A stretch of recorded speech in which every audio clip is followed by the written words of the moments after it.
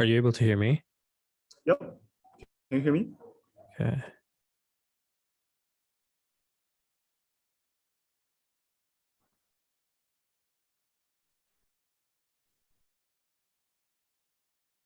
Okay. I think if you say something. Yes, so this is Steve. I'll be the host for tonight. And I think Cool. there's like not as many participants as expected, but maybe just wait for one more minute before we get started. How does it sound? Sure. Yeah, that sounds really good. Like people usually flock in the first 5 minutes after the after the time as Right. Zoom. Yeah. That's all good. How are you doing today? Where are you based? I'm based in New York. So it's morning for me. Yeah, doing pretty good.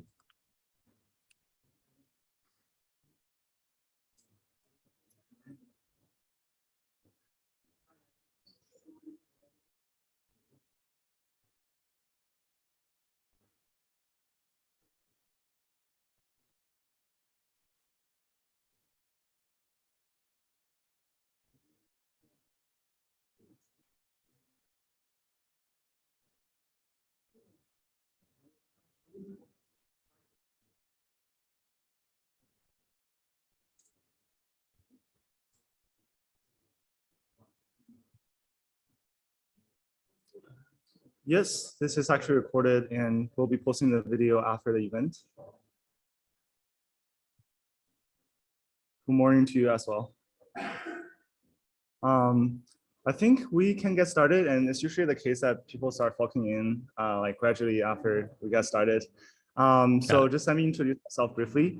My name is Steve. I am actually a student at University of Pennsylvania, but taking a gap semester right now, and I'm a hacker at Antalpha Labs, which is a non-for-profit community for developers, and we've been hosting like hacker houses around the world. Our first hacker house was in East Denver, which was a ZK themed house. And the reason for me mentioning this is because I'm gonna do a shameless plug of our upcoming hacker house, which is gonna happen in Montenegro this coming May, from May 18th through 24th. And you probably guessed the subject for the hacker house is actually account abstraction. And that's why we're doing this series of speaker events before this, and are very honored to present Biconomy to you here today, which is an infrastructure provider for account abstraction SDKs. So think how smart contract wallets depend on these kind of infrastructure, and they are different from like the traditional MetaMask-ish type of wallet, which are like more external account based, and doesn't allow awesome features like social login or recovering from the social accounts, or like relay network of like paying gas without paying gas type of features. And that's why we have Biconomy here. And so I think I shouldn't be babbling too much, because Rahad, you definitely know more about like this compared to me. I'm not sure if that's the way to pronounce your name, but I'll be handing the mic over to you for okay, glad I did it, to you for the introduction, and also on yourself and also on Biconomy. Yeah, cool. So I can just go ahead and get started with my presentation, or? Cool. Yeah, sounds good. All right. Let me share my screen.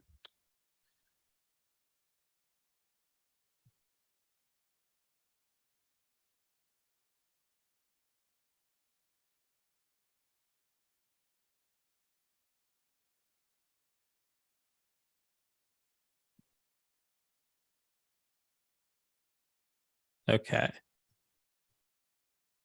Awesome. So thank you all for having me on to do this talk. It's really cool to be able to hang out with you and tell you a little bit about account abstraction and how we're making that a little bit easier from Biconomy. So yeah, today we're going to just be getting started with a quick intro to what account abstraction is, as well as using the Biconomy SDK to help you out on leveraging account abstraction when you're building out your dApps. So a quick intro to me. Hi, I'm Rahat. I'm the head of developer relations at Biconomy. I usually look like one of these two images on the internet. So if either of these things pop up, that's me. Formerly, I was a front-end engineer for a few years. I've been a founder in the past. So if you're like in these hacker houses trying to, build out an awesome new project, you ever want advice on like what not to do? I can tell you that because I actually failed at being a founder, but you can learn from some of my mistakes. Formerly, I'm also been a hip hop artist. Before I was an engineer, I was a musician. I couldn't pay the bills, so I learned how to code. And went into being an engineer and eventually into DevRel. Yeah, these are just a couple places you can follow me, either on Twitter or Lens. Cool. So let's identify kind of like the problem, right? Why are we here? Why are we trying to like fix different things? And yeah, like Steve just mentioned, please type in your questions. I would love this to be as interactive as possible. I will be happily like slow down, speed up, or answer questions along the way. So happy to do that. So the current UX of Web3 isn't great, right?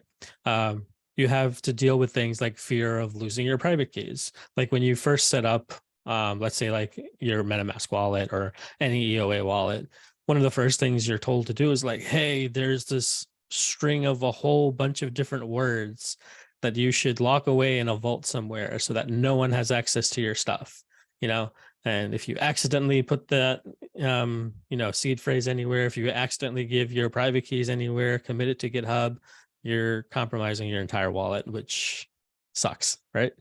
I can't tell you the amount of times, even before Web3 was a thing, where I've like committed and pushed private keys for other things to a GitHub repo. So it's not a great UX.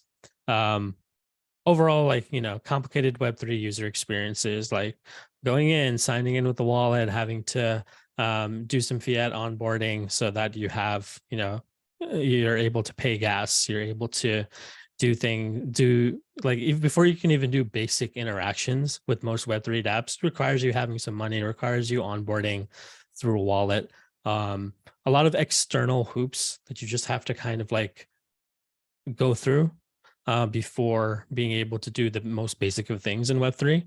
And at the end of the day, while some of us may be, I guess, quote unquote, crypto native and we're used to these things, before we're able to do something like reach out to more customers, reach out to more users, do things like going on to mass adoption, we have to make it easier for people to actually onboard and use our apps.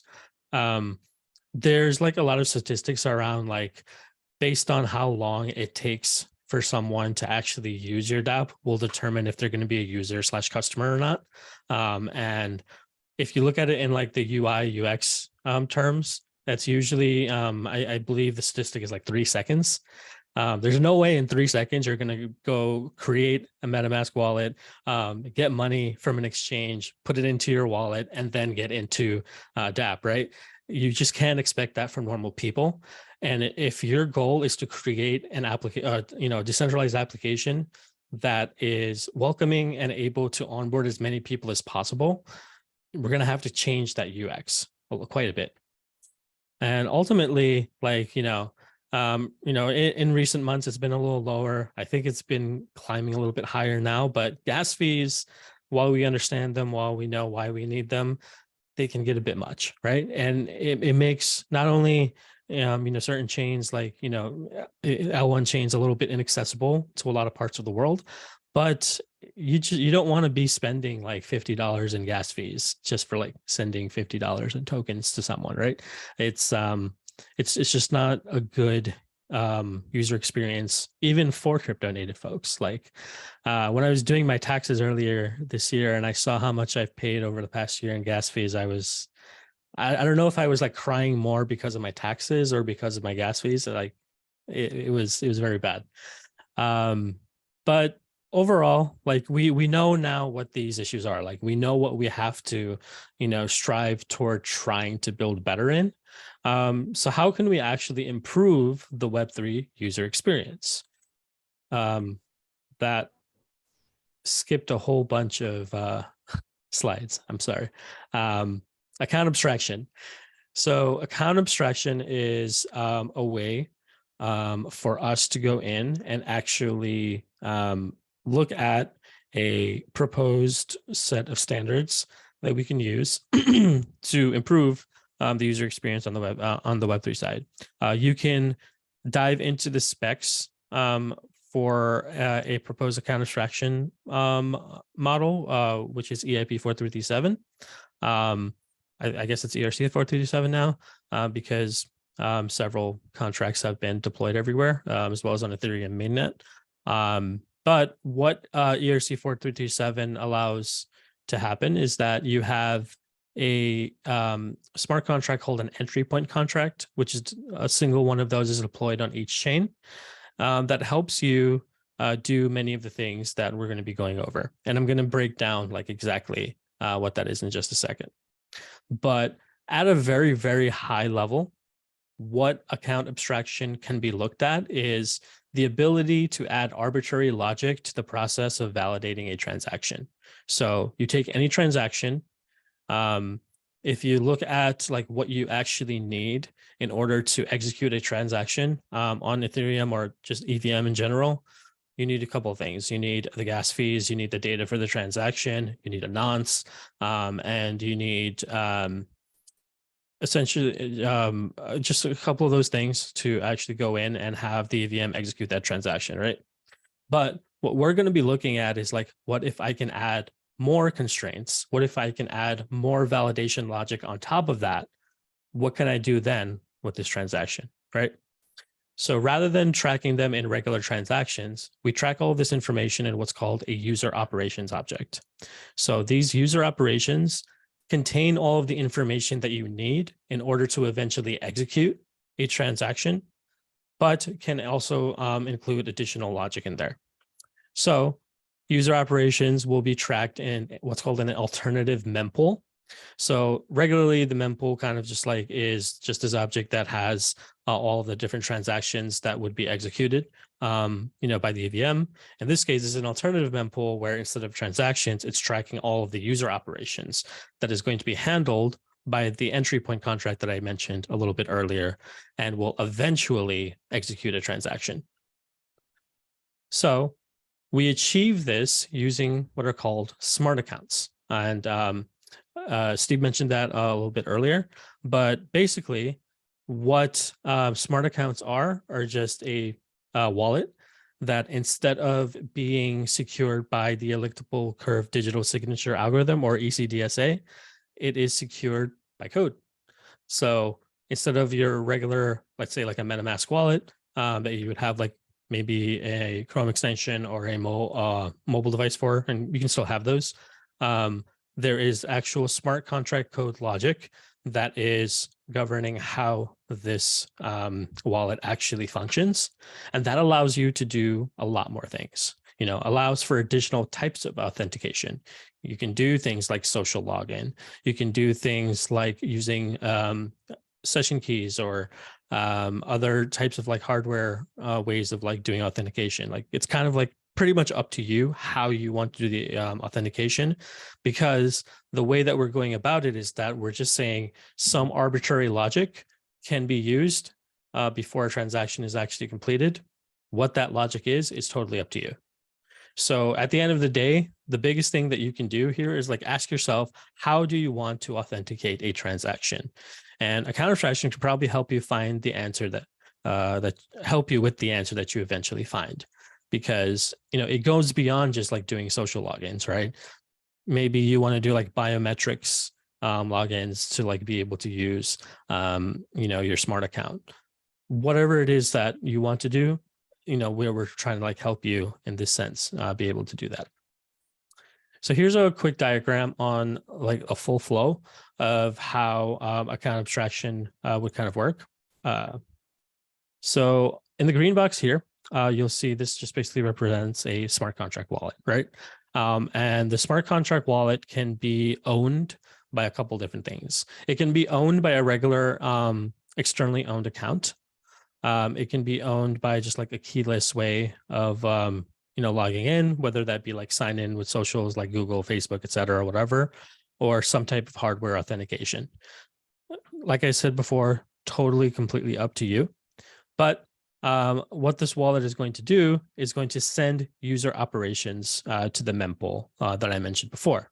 So some of the different things available are going to be all the things you need for a transaction to actually execute. So like, where's it coming from, the call data, and signatures, etc. And you'll see, in addition to some of the regular stuff, one thing here that's included is called a paymaster, and we'll talk about that in a second. But the next part of it, eventually we have to take these like, user operations, and we have to make sure that they're sent over to our entry point contract. And to do that, we have what's called a bundler. So the bundler is a separate service. So this is a service that can be built using TypeScript, Rust, etc., like whatever you kind of want. But the main function of the bundler is to look at the user ops mempool and just bundle together the different user ops and make sure that we take those user ops and send it to the entry point contract that is deployed on the chain that we're working with. So the entry point contract is just a smart contract. Like I said, it just lives on the chain. And what it does is it helps to execute the user ops, right?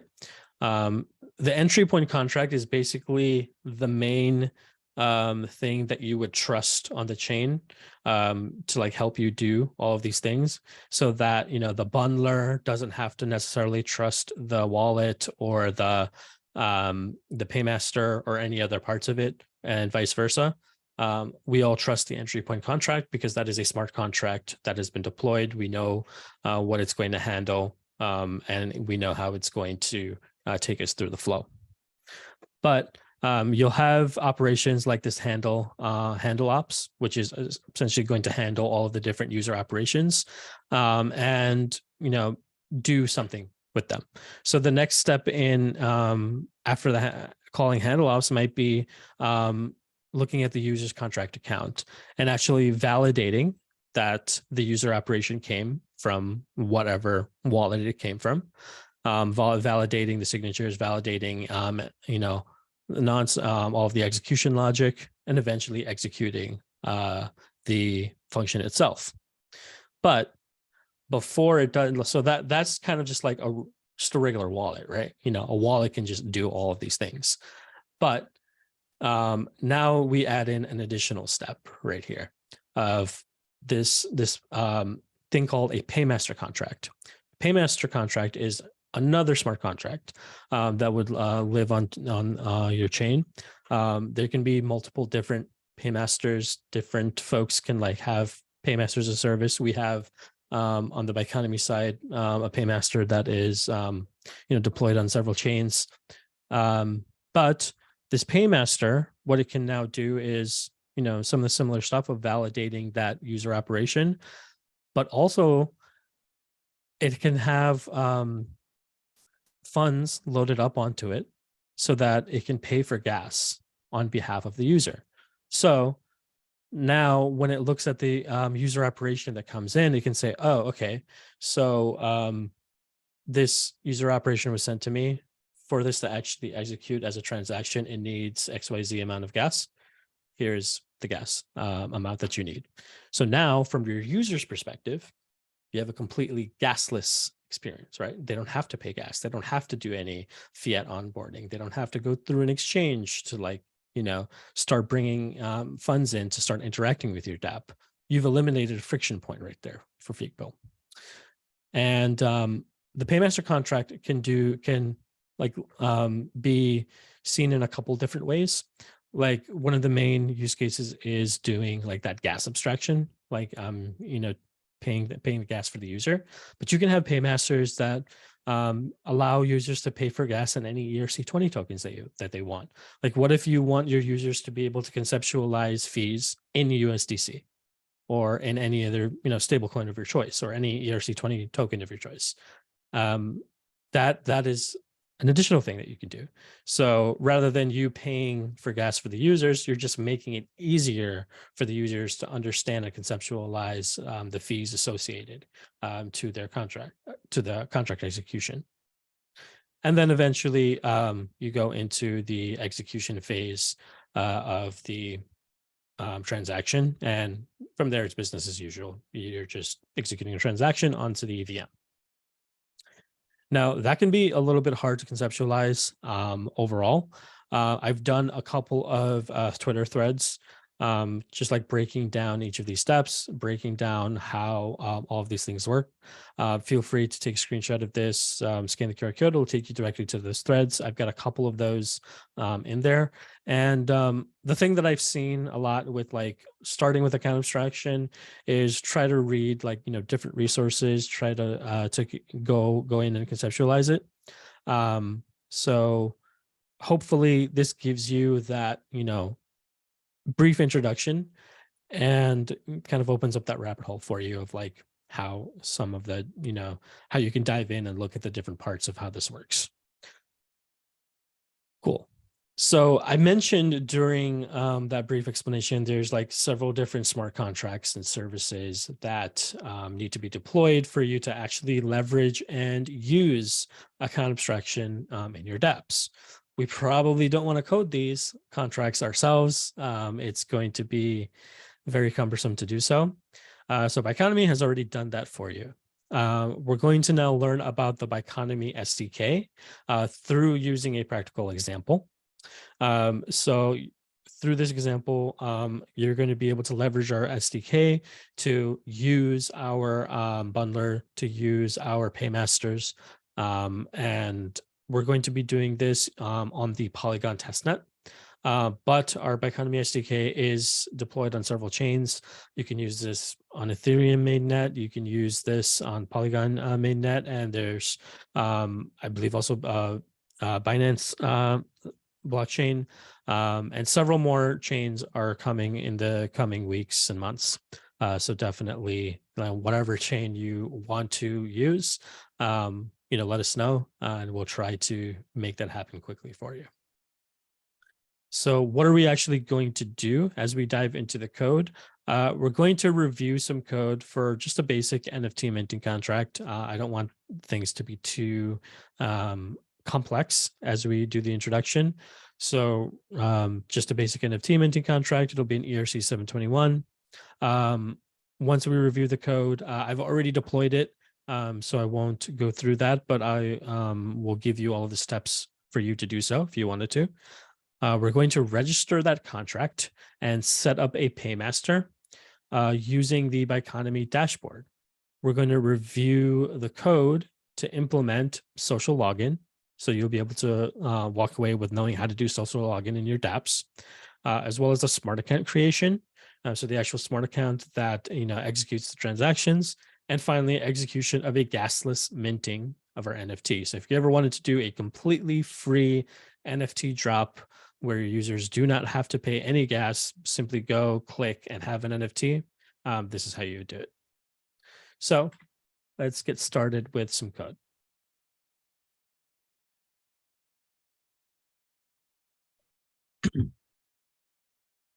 Okay, so all of this code that I'm going to be sharing, I will give you a link to it afterwards. So you'll have this complete starter kit for you to play around with. But we're going to, like I mentioned, start off with the NFT starter kit. Is the size okay, or should I bump it up a little bit more? I think it's perfect. Okay, cool. Awesome. So this is just an NFT contract for like a ticket. So the ticket is inheriting from ERC 721 URI storage so that we can give it a nice URI. This is going to be an on-chain SVG. So I have a function here for generating in a very basic SVG. All it is just like a black square with your ticket number on it. Nothing fancy. I'm not a designer, I'm sorry, so I can't make anything look very fancy. But to give you just like that idea, it'll be that screen with some text. So this is just a bunch of fancy SVG code for generating that NFT image.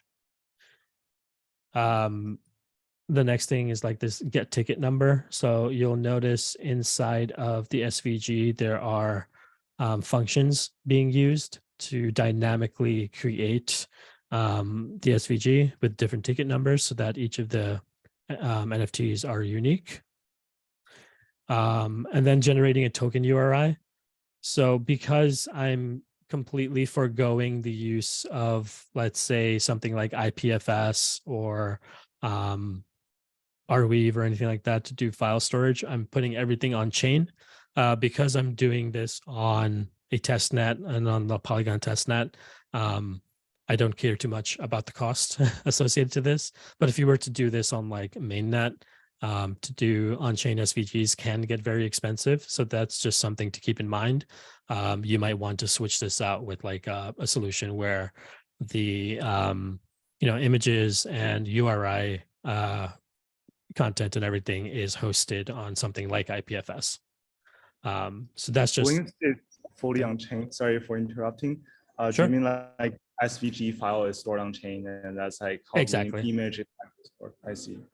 Yep. Instead of like so everything from an IPFS or something, right? Right. Yeah. So yeah, everything is completely on chain. Storing everything on chain, like I said, it's very, very expensive depending on what chain you're on. So yeah, just to keep in mind, this may not be the optimal thing to do on every chain. Cool. So, and then the last function that we have here is just a public mint function. We have these token IDs that are being tracked. So each of the different NFTs will have its own token ID. We call the safe mint function for minting the actual NFT to the message.sender, which will be the smart contract wallet. And we'll give it that new item ID, and we'll set the token URI to be whatever URI is generated over here, which will be kind of like the different traits associated to the NFT, which will just be like an event ticket number, a description, and the actual image, which is going to be the SVG. Cool. Now, I've gone ahead and already deployed this smart contract onto the Polygon Mumbai testnet. But if you go through the README, you'll actually see all the different steps to deploy this yourself. So the contract is pre-written. You just follow these steps, change a few of the environment variables. You'll need some environment variables depending on where you decide to deploy this to, either from Polygon Scan or Etherscan. It is good to verify your smart contract. So that's what that's for. There's also a faucet I linked to here if you ever need testnet tokens, as well as the scripts for deploying and verifying your contract. If we look at the deploy script very quickly, again, it's nothing very fancy. We're just getting the NFT contract, which is called ticket. We're deploying it. Once it's deployed, we're logging out the address that it was deployed to so that you have that handy in your terminal. So yeah, like I said, nothing fancy, keeping it basic just for the purposes of this demo. Cool. So that is the smart contract. Now, like I mentioned, after using the smart contract, you have to register this on the Biconomy dashboard. So let's take a look at the Biconomy dashboard. I've come to the Biconomy documentation here. Here you can go through and learn more about our SDK, all the different things that you can do with it, including like the social login. There's things for like fiat on-ramping and off-ramping, gasless and batching transactions. So we're actually going to cover 3 out of 4 of these today. Cool. Let's, on the Biconomy dashboard that's available under the guide section, this is going to walk you through everything you need to do to register. But I'm just going to kind of like give you a quick demo of that myself. Cool. So when you first come to the dashboard, you'll notice that you have this link to our old dashboard. So that old dashboard is for like the previous way we used to do gasless SDK, gasless transactions, which was using your EOA, externally owned account. So like a MetaMask wallet or anything like that. That required several more steps on the smart contract side to be able to actually enable. So we do have people who are still previously using that SDK. So just wanted to call that out, that there are two different dashboards and two different SDKs. The Biconomy SDK, the one branded as the Biconomy Account Abstraction SDK, is going to be for this dashboard that I'm going to demo for you now. To authenticate, you either need a GitHub or a GitLab account. So I'm going to sign in with my GitHub account. Internet, cool, awesome. So on the dashboard, I have a few different contracts already in here, but you may not, when you first join, this will probably be empty. But what we're going to do here is set up our own paymaster. So if you recall, when I went through that diagram, the paymaster is the smart contract that actually helps to do things like pay for your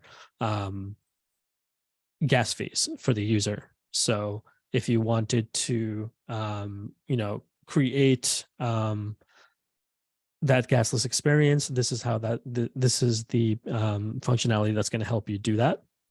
The other thing that I'd mentioned was doing things like ERC20 token payments to pay for gas fees. We're going to have an ERC20 paymaster coming out soon. That's not live just yet. So right now we're going to be focusing on the gasless experience. So we'll just call this demo. You choose a chain. So these are the different chains. You can do things on Binance, things on Girly Testnet, Ethereum, Polygon, and Polygon Mumbai. I have this on Polygon Mumbai Testnet. Click Add New Paymaster, and cool. Now I have this dashboard here with my API keys and everything. First thing I'm going to do is set up my gas tank, which hasn't been set up yet. So the gas tank is actually where I deposit funds that will be used for those transactions. The first thing when you set up your gas tank is you're going to agree to this statement. When you create your gas tank, whatever externally owned account, my MetaMask wallet basically is connected to here, is the only wallet that is going to be able to withdraw funds in the future. So you click I understand, set up gas tank. So because I'm signing specifically with one of these, with one of my accounts, only the account that I sign with can withdraw. That's a very important thing to remember. Now I can just like add some amount of gas. I will add 3 Matic just to be on the safe side. I don't really need that much, but let's just do that. Again, these are all testnet funds. Confirm. Cool. So it's just going to be like, waiting for the confirmation of this to actually happen. Great. Deposit was successful. I've got 3 Matic in my gas tank. Great. So now go back to demo. I've got my gas tank set up. I've got funds so that I can pay for users' transactions. Let's go to contracts. Now, the last step here is that you need to make sure that you authorize a smart contract to be able to use this. So what I mean when I say that is that if we add smart contracts, we can give that a name. We can call it ticket demo. We need the smart contract address, which I have in my VS Code.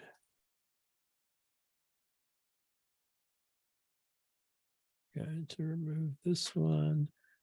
Now, obviously, for the purposes of the demo, I'm like sharing my API keys to the world. These API keys are going to be deleted afterwards. It is a very bad practice to actually share your API keys with anyone, so don't actually do this. But yeah, this is my NFT contract address. Just making sure you're fine with us sharing the video after this, right? Yeah, this is fine. Those keys are going to be gone. Yeah, so that's fine. All good. And also a high level question. So this whole like wallet is set up for the NFT contract. And is there going to be like a front end for the wallet when interacting with the NFT contract, and or like what's the UI going to be like? Yeah, I'm going to show you like a very basic front end. Yeah. Cool. So I'm dropping the smart contract address into the module here. And if we go to mumbai.polygonscan.com and look up this address, you'll see that I verified the source code. So because I verified the source code, the dashboard is automatically going to pick up the API. If you do not verify it, you can manually copy and paste your API in here as well. And now you'll see a bunch of different write methods that are available on this contract. It's the approve, mint, set approval, transfer, etc. I'm just going to say that for now, I want to make sure that the mint function is authorized to actually have payments sponsored. And you can change this at any time. Maybe you want to update to have like approvals or transfers also be sponsored. That can be done later, but for now we're just doing mint. So add smart. Oh, I need a name. Ticket demo. Great. So my ticket demo has been added over here, and like I mentioned, I can edit it. So I can update which write methods are available for sponsorship. I can set this to be inactive or active, and I can have several different smart accounts, all, accessing this, this gas tank if I wanted to. So it's great. Now let's go and take a look at our front end code. Oh, I need the Biconomy API key. So let's grab that. If we go to overview, you can grab that here. You can also grab that from here.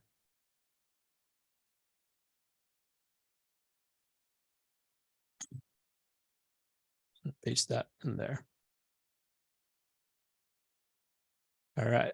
So the front end code that I have is a React application. React application that is using Vite to compile everything.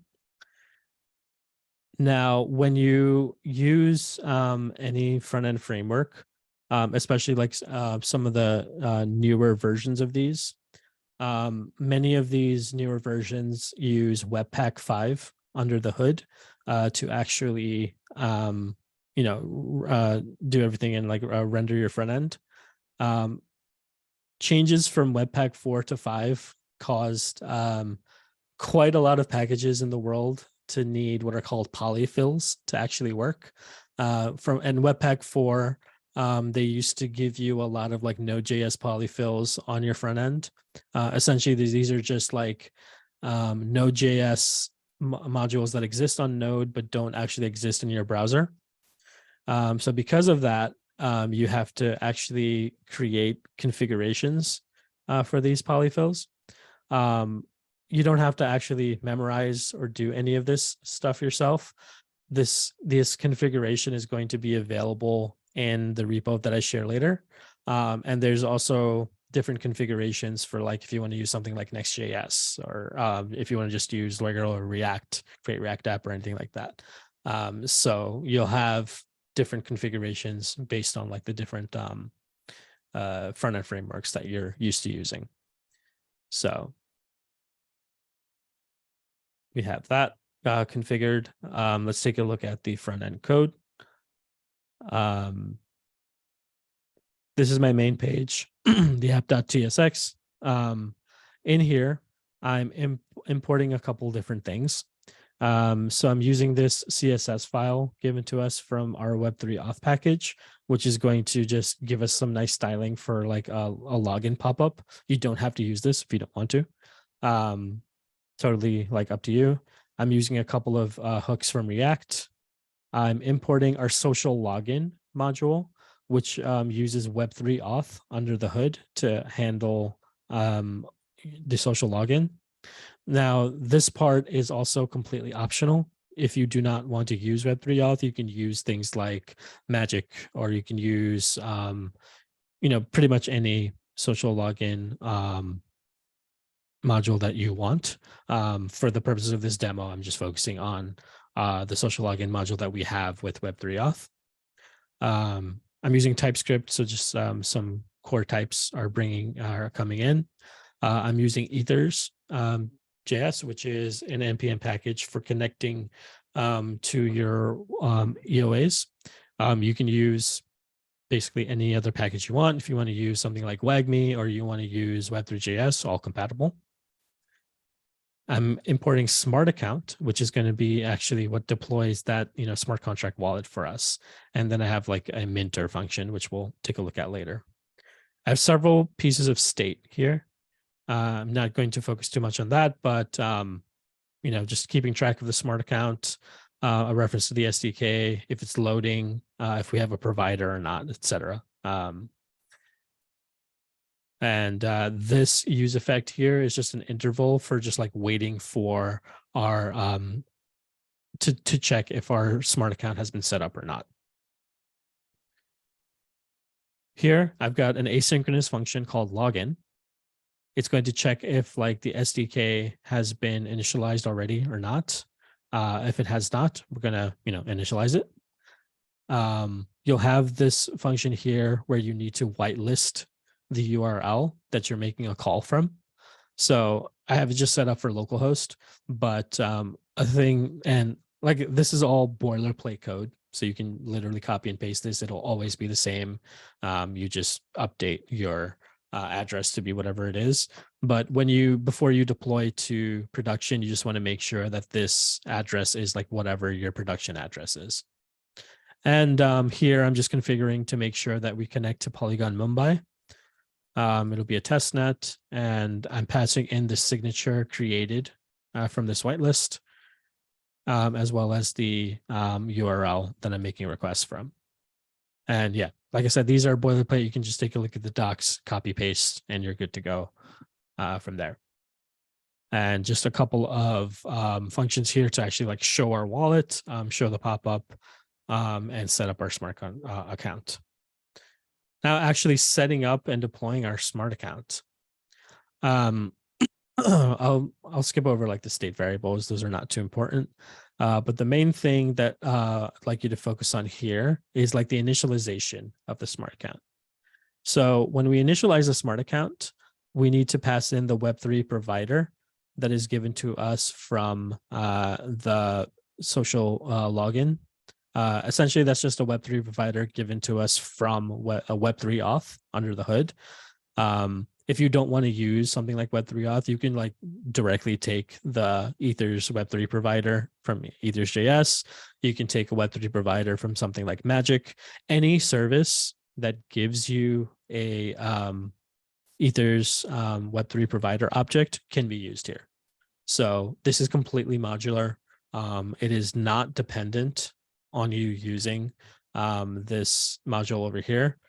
This is only being used for the purposes of the demo, but you can do whatever you want. As long as at the end of the day, you get your Web3 provider, you can pass it to the smart account. So it's completely up to you how you get it. So you can create different experiences that way. And now I'm just like specifying the active network ID and the supported chains, which is just Polygon Mumbai. And I'm importing my dApp API key, which I put into my .env file. Finally, I'm just initializing my smart account and setting the account in state. But basically, this is going to initialize your account, give you all the information you need about the address.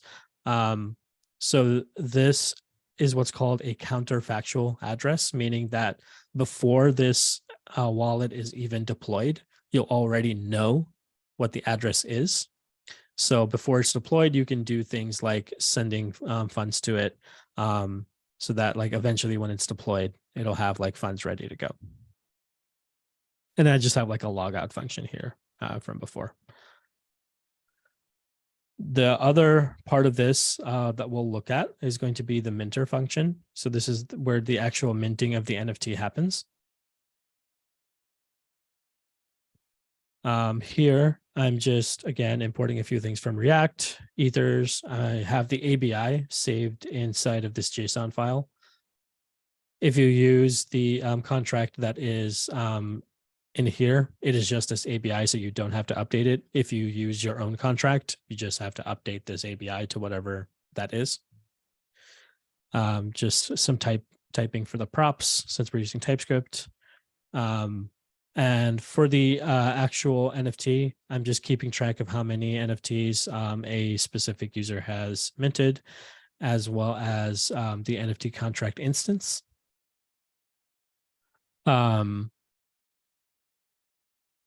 Finally, the big kind of like the part that y'all are more interested in is like actually minting the NFT and making it gasless. So once you've connected to the NFT contract, so I think one thing I actually forgot to mention in the app.tsx, I actually connect to the NFT contract here, I believe. Let's see. No, I do not. I do everything in here. Okay, cool. So the first thing when I load up the page is to see if there's any NFTs that the user already owns. So I set up an instance of the contract. So using ethers, I'm connecting to the NFT address. So I had that address in my .env file. I pass it the ABI as well as the provider that I get through props. And this is just the provider that is given from the smart account. And then once I have that connection ready to go, I'm just setting the instance of the contract to state so that I have access to that from my other components. And I'm getting the balance of the current address if they have a balance, and setting that to state as well. So now that I have the instance of the smart account, the smart contract for the NFT, I can actually use it in the rest of my functions. So I have this mint NFT function. So the way that you would set up your actual NFT to be minted would be to have this and use what's called this populate transaction function, which is part of the Ethers API specs. But essentially, I look at my NFT contract, I access populate transaction, and then through populate transaction, I can access the different functionalities that are available on it. And if you remember, mint is the function that I authorized on my dashboard. So rather than actually executing the function, this is just going to return to you some data about the transaction itself. So I can do mint transaction.data to pass that data inside of this transaction object. This transaction object is just going to have a to and a data field. So the to field is going to be the actual NFT address, the address that this needs to be sent to, and the data is just going to be the data needed to actually execute the transaction. So this is part of us like constructing that user ops object. There's more parts to it that the SDK will essentially take care of for you under the hood, but these are the parts that you need to like actually execute the transaction. So now, so the TX one here is the user ops, or is it like exactly before going through the SDK? It's not a user op yet, but like it's not a user op yet. It's just like giving the information for the SDK to set up the user op.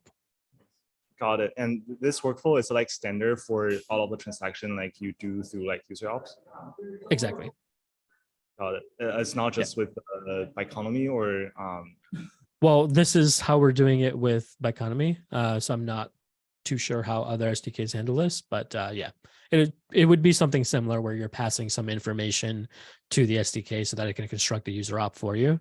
The way you can just look at it is just like all we're doing is just like grabbing all of the different pieces of data that the SDK needs to eventually create the user op. Got it. And what does the mint function do? Like, is it actually calling from the contract or like what's going on? Yeah, so that the mint function is, so I connect to the contract over here.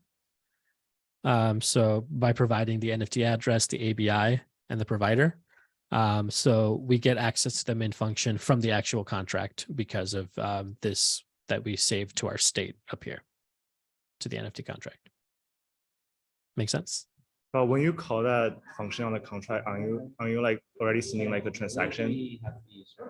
Normally, yes, but because we're using this populate transaction functionality, instead of actually calling that function, it's just going to get data regarding that function that the user ops needs to eventually execute the transaction on your behalf. So we're not actually calling it directly.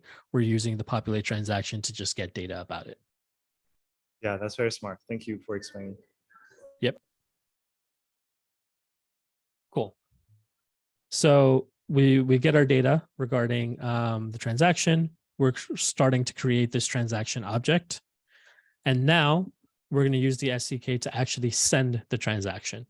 So again, these are the only two pieces of information you actually need for the SDK to actually handle creating the user ops for you. Everything else is done under the hood. So like we're abstracting away a lot of like the construction of everything for you just to make it like easier for you on the front end side. So now when I use this send transaction method, that's when I pass in the transaction object that I created here. And under the hood, the SDK will create that user op. It'll send it to the entry point contract. The entry point contract will then validate through your smart account wallet. We'll also talk to our paymaster on the back end. So all of that is happening in the back end, all through this one line of code. SDK is taking care of everything for you from that point forward. So you send the transaction, you wait for the transaction to actually, complete. You'll get a little transaction hash to actually show you that it's gone through. And once you're all set to go, you'll get the response for whatever you need. So this is for just like doing a simple like one-shot mint. I've included another function here for doing what's called batch transactions. So if you wanted to do multiple transactions in one go, you can actually do that as well. In this case, I'm just hard coding transaction 1 and transaction 2 so that you mint 2 NFTs instead of 1. But this is just for the demo purposes, but you can do a bunch of different things here. Like, let's say you were wanting to like list this on some like OpenSea style NFT marketplace. You can like approve, mint, and list everything. All those, like those are usually like several different transactions. You can just do all of that in one go. So now this unlocks what's called like one-click experiences for your users so that they don't have to consistently keep signing over and over again all these different transactions. You get everything in one go. Not only do you get everything in one go, you're actually saving on gas by batching together different transactions into one. So this is just another thing to keep in mind. It works pretty much exactly the same way you construct the transactions. And then the function that you would use is called send transaction batch. And instead of just like an object, it takes an array of objects. So all of the different transactions you want, you would just put them in an array. So it works the same way, just a whole like list of different, functions. Cool. And then for the UI, we're just going to be displaying a link to the OpenSea testnet for that smart account address so they can see all of the different NFTs that they own. So let's take a look at the demo for this. So like I mentioned before, I'm not a designer. So this is a very basic UI, but let's go ahead and do the login. So when you log in, like I mentioned, I imported a CSS file that you get from the Biconomy SDK package, which gives you this nice little pop-up. Again, you do not have to use this. You can construct your own if you wanted to. I'm going to connect using MetaMask for now, but you can connect using, social login with Google, Facebook, or just like regular email if you wanted to. So I'm going to connect using MetaMask. Let me actually disconnect so that you can see the full flow. I think it's this one. Switch this account. Yeah. disconnect this account and log out. Okay, so log in, connect using MetaMask. Your MetaMask will pop up. I'm going to connect. Once connected, you'll see that I've used this account before, so I have a couple of NFTs already, but I have my EOA wallet, which is this one ending in D58C in MetaMask, but you'll see my smart account address is completely different address, but this is the address associated to my actual smart account wallet. Let me bump this up a little bit. But essentially, this externally owned account is the owner of this smart account address. And what does that mean? Let me show you. If I were to mint one NFT, I would get a pop-up here in my MetaMask to actually sign the request. I'm not paying any funds because this externally owned account is the owner of this. I just have to authorize any functionality that is executed from the smart account by my MetaMask account. So I sign, great. Let me actually, in the background, I have things running in the console. You'll see like different objects being logged out, transaction hash and responses. My internet is just taking a bit, but if I were to click here and see the different NFTs that I own, you'll see that I now own 4 NFTs when initially I had 3. This is not updating to 4. If I refresh, it probably will. But you'll see that the different NFTs I have minted are here. So like I mentioned, this is like that black screen with the white text on it to signify that I have a different NFT ticket. But yeah, based on the number for the NFT, I have like seat 9, seat 10, etc. So that is the actual minting of the NFT. Now I'm going to log out and I'm going to log in using my email. So to do that, I'm just going to do that off screen so I don't share my email with everyone. So I'm going to log in. It works, I'm sure everyone has signed in with Google at some point or another. It's just like a social login through Google. So I'm going to log in. Cool. I'll bring this back over here. So now I've logged in with my email address. So now my MetaMask account no longer owns this specific account. This is a completely different smart account address that already owns 2 tickets. And for this one, I'm actually going to mint 2 NFTs, right? So if you remember, since I logged in with my email, I don't actually have a wallet, right? I'm just some non-crypto native user who came in and decided that I'm going to log in. I've never set up an account before, but now I have this smart account address. And I did it just by logging in with Google. I didn't have to set up an account. I didn't have to do anything else. So here I'm going to mint 2 NFTs. And that's going to kind of like happen here in the background. But whereas like before, my MetaMask wallet popped up and I had to sign and do everything here, I don't have to do anything else. I'm just minting, and in the background, it's happening, and hooray, I now have 4 tickets instead of 2. And if I wanted to look at all my NFTs, I can check here. You'll see that this 42AA is the account that owns all of these NFTs. 42AA is my wallet over here. And this one owns a few different tickets and NFTs. And I was able to mint 2 at the same time, right? So if I wanted to mint multiple NFTs, I could do that, or do any other multiple transaction batches. But now you've like eliminated several friction points for like brand new users to your dApps. They don't have to create a wallet. They're using a social login they're already familiar with.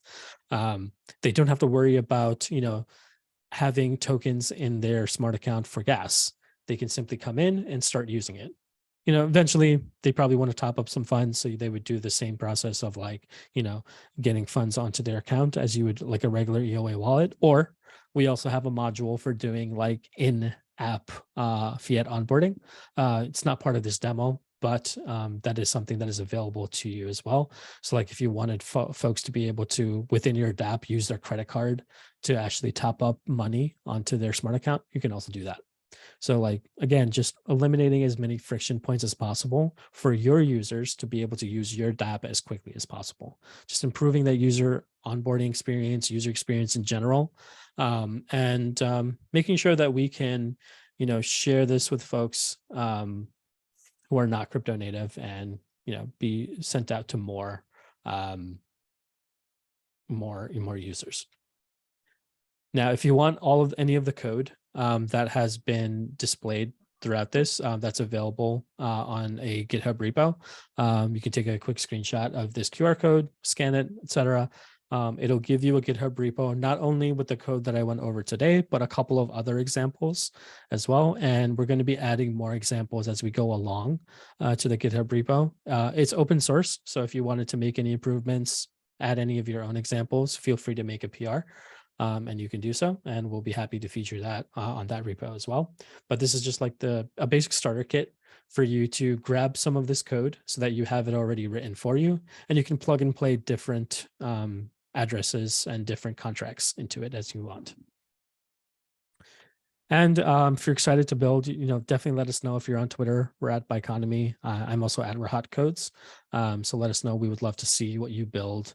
And showcase it, and just like, push that on our end as well. We love seeing the different use cases people come up with.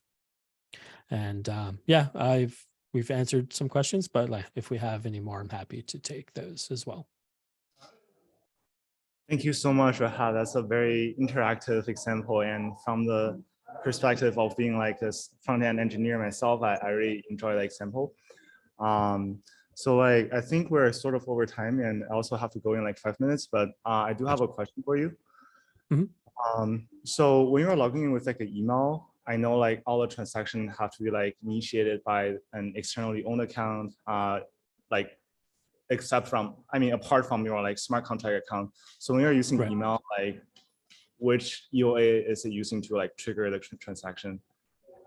So this specific flow that I showed you is using Web3 auth under the hood.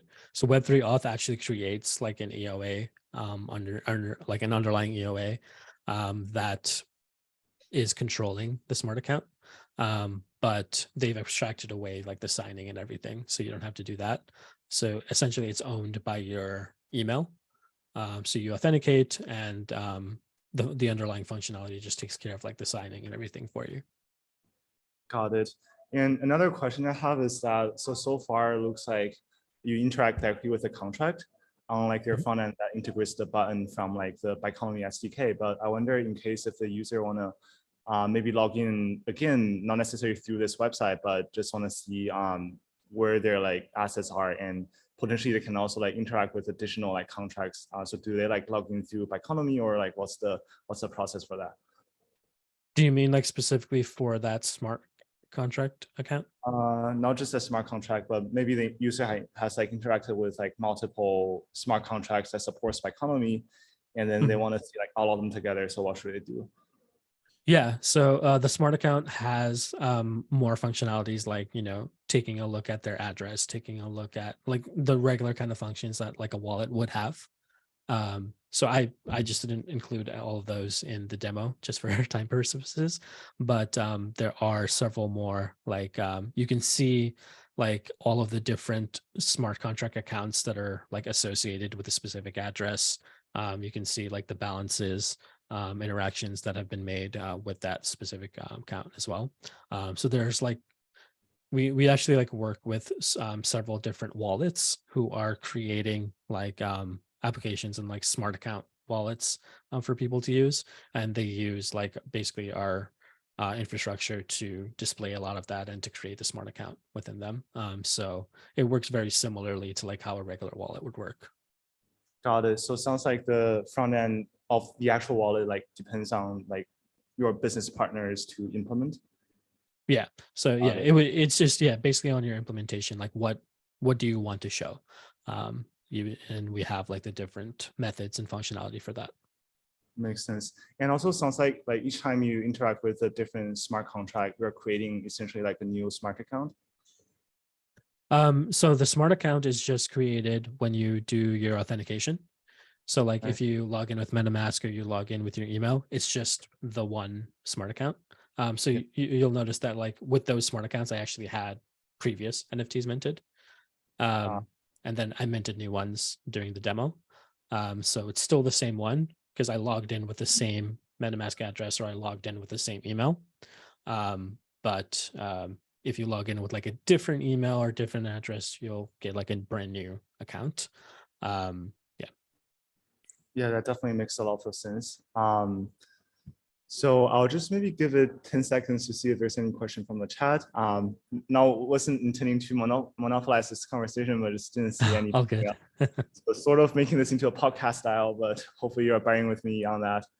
No, this was great. I've enjoyed this. Just give me 10 seconds.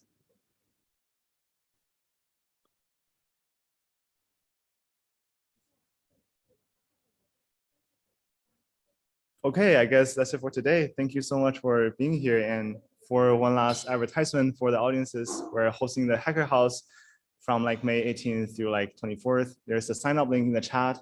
And definitely it's going to be a banger. And personally, I'm in the Thailand Hacker House and I've been enjoying this so much.